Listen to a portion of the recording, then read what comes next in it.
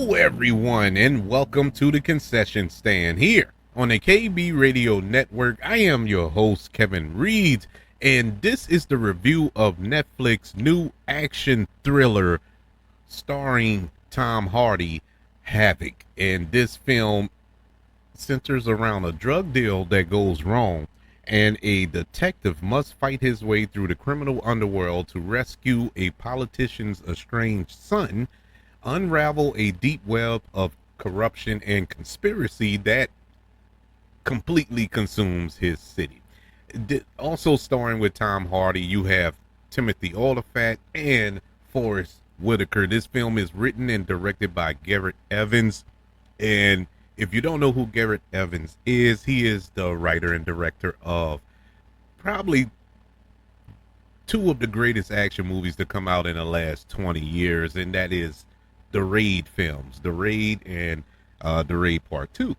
And this is why I was super excited for this movie. Over the moon, just excited for this film. This film was filmed in 2021, and they've been announced it. They started filming in 2021, which let me know, okay, I got another year. 2022 Havoc, let's get it. Well, they I don't know what happened with reshoots and actors strike, writers strikes, and all this other foolishness. I really don't know. I tried to do the research, couldn't find out a singular reason to pin the delay of this film's release on. It was just a hodgepodge of things. It was the reshoots, the strikes, scheduling conflicts, and so on and so forth. It was just a lot that went on. But we did get it. Finally, it drops on Netflix on April the 25th. And look, man, I'm not looking for Citizen Kane here. I'm not looking for the Godfather here. I just want balls to the wall action that we got in the Raid Part 2, just with Tom Hardy inserted. And for people who don't know Tom Hardy's true background, Tom Hardy is a trained fighter. I think he is a Taekwondo black belt or jiu-jitsu, one of the two. I know he knows how to fight. He is a real fighter. I believe he has a black belt in whatever form of martial arts it is, but he isn't somebody to mess with in real life. But I wanted to see him actually use them skills in the film, because we never really saw it, in all of the films that he's been in, even when he was Bane in The Dark Knight Rises, he didn't get to use Taekwondo, he was just Bane. And I really haven't seen him in any other quote unquote big action films, to really showcase that. So that was another thing going into this, that, okay, let's see if we can get a showcase of Tom Hardy's other talent, because he is a phenomenal actor. I know a lot of people probably know him from the Venom films and think he's like, really? I don't know why Tom Hardy did those Venom films. I guess the money, I don't know. But they made money. They suckered me 3 times. I went to go see them. But Tom Hardy is more than Venom. He is an exceptional actor. I don't care what you put him in. Most recently, I see him on this, I think it's Paramount Plus, Mobland. Him and Pierce Brosnan and Helen Mirren is on that show. That is a good show, and it kind of whet my appetite for the release of this film. This film was fine. Havoc was fine.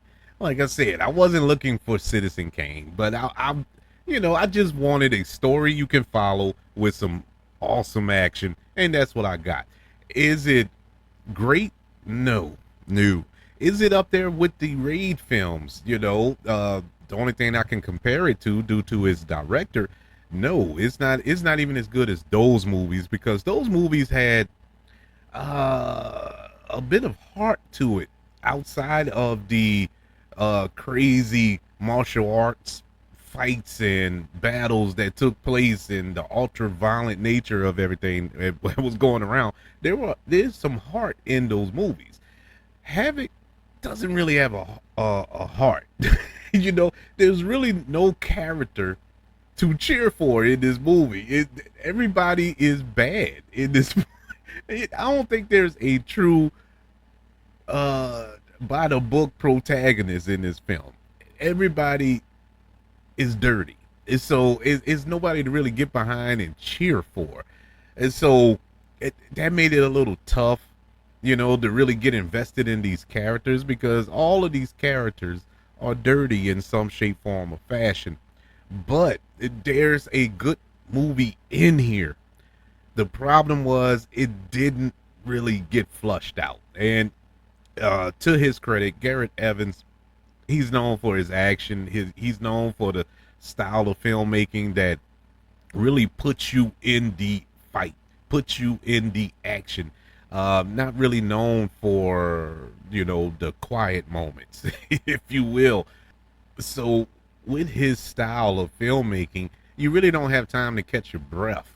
You know, you're on to the next thing. It's never sit with something or we get a reveal in a crucial plot point that can change the direction of these characters or it's is you don't have enough time to sit with it. You know, you're on to the next thing. And the film suffers for that, as well as some of the dialogue in the film. Not from the American actors, but mostly from the Polynesian or Asian actors in the film. And I think a lot of that is because, you know, lost in translation. And this isn't their first language, but they did. I mean, it wasn't horrible. They weren't speaking like they were reading off a cue card or nothing like that.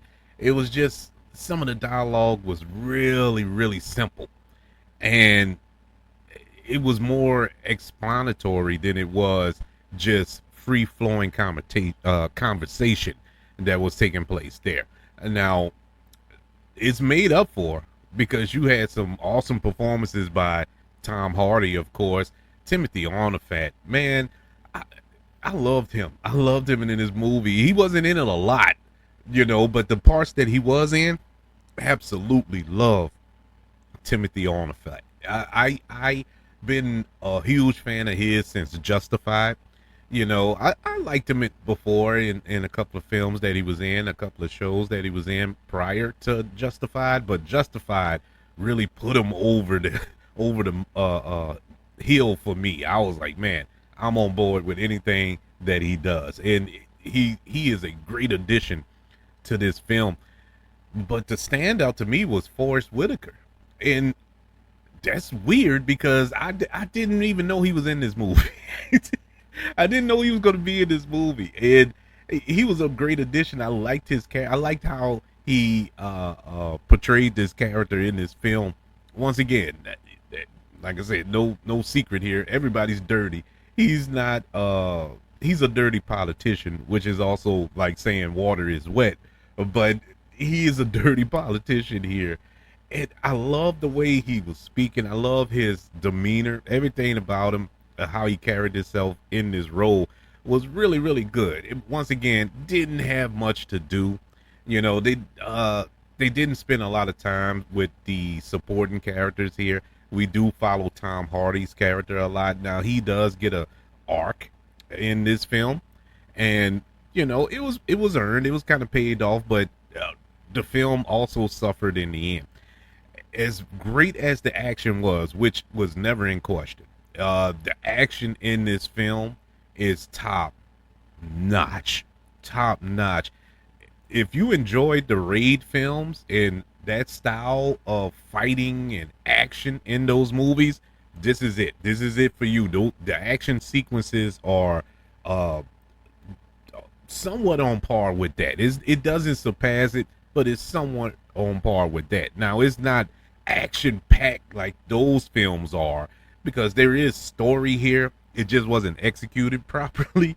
But the action was amazing. The one action sequence that kind of left you a little bland was at the end. You know, the climax was anticlimactic in my humble opinion. It just didn't pop the way I wanted it to pop.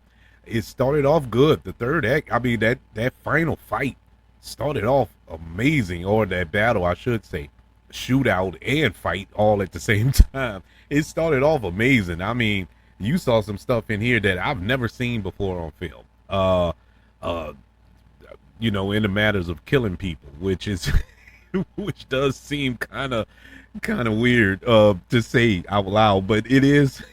It was exciting to see how people were getting their faces blown off with shotguns, and you know dudes getting taken out with a machine gun from close range, and it was just it was fire, and the fights were cool, man. I mean, God, I love this style. I really do. I love this style of action. But when we got to the end, when we needed that big moment to send us home happy, it it didn't really hit me.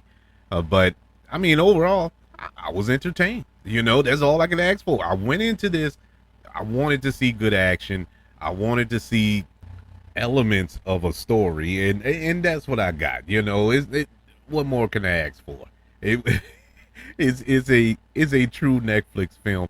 I still sit there and wonder, like, man, what took so long for this movie to come out? Because it's really, I, I hate to say it this way, but it's like a pretty average movie that you could, that you could shoot maybe in a month, maybe 2 months of shooting. I don't see why it took 4 years to get this movie released.